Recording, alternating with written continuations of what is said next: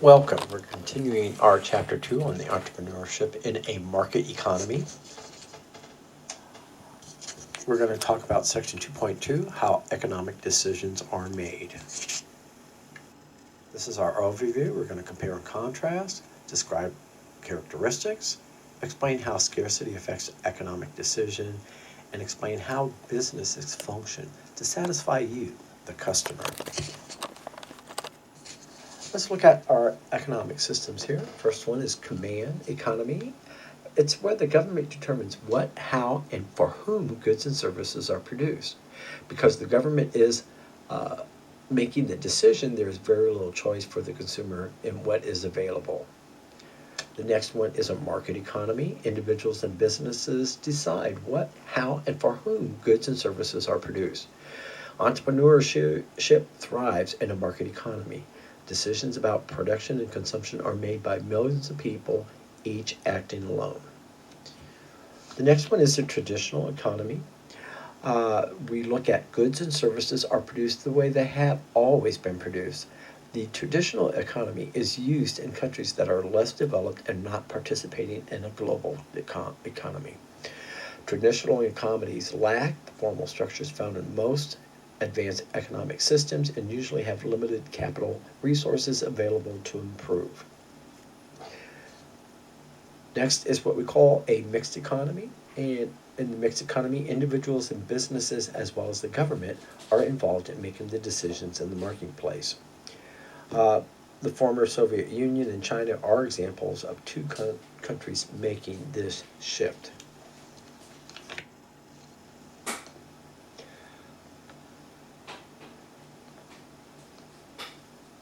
The next is we're going to talk about capitalism, which is the private ownership of resources by individuals rather than by the government. It's another name for the economic system in the United States, and we call that free enterprise. It's from private property. They can maintain property, dispose of things of value. You can own anything you want, and you can decide what to do with it. Freedom of choice. Business owners are free to choose where to open a business, what to sell, and how to operate the company. Profit is the difference between revenue earned from a business and the cost of operating the business. Once the main reason entrepreneurs invest in resources and take risks is to make this profit. Competition, of course, consumers choose the product and service based on the value they think they will receive. Competition forces a business to improve product, keep costs low, provide good customer service, and search for new ideas so that consumers will choose its product or service.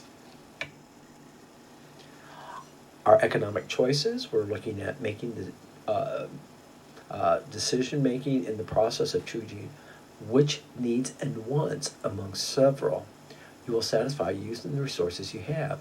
Two factors, of course, is scarcity and opportunity cost.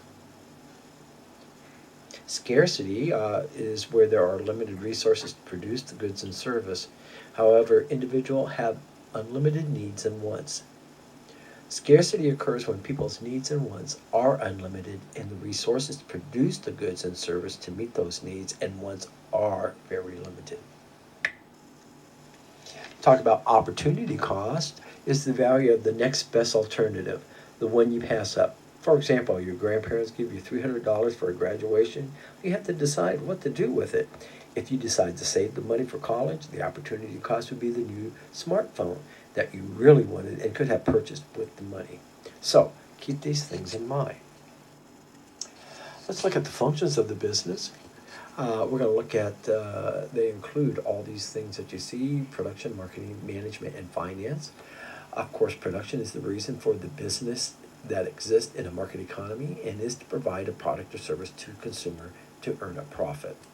Marketing is the goal to attract customers as possible in getting them to buy their product or their service. We look at management. Management also solves problems, oversees the work of employers, and evaluates the activity of the business. It is necessary for all business in the market economy to spend a great deal of time developing, implementing, evaluating plans and activities. And of course, finance is determining the amount of capital needed for the business and how the capital will be obtained. So these are just some of the things that we looked at. We just want to make sure opportunity costs can affect you personally. And why is it important for all functions of business to work together? It's because we need to make it work together. So that concludes chapter 2.2. Here's some of the questions for you to review. Take a minute and look at each questions.